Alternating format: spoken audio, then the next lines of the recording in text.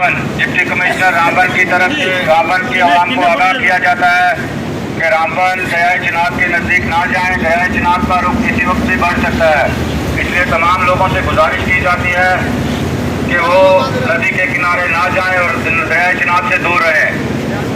जिला इंतजामिया रामबन की तरफ से तमाम लोगों को आगाह किया जाता है कि जो लोग दरियाए चिनाब के किनारे बसे हैं वो भी दरियाए चिनाब से दूर रहें।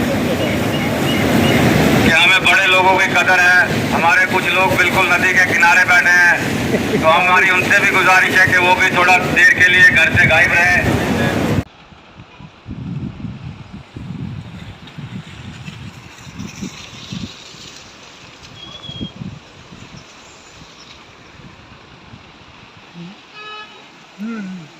리시오 소못 해?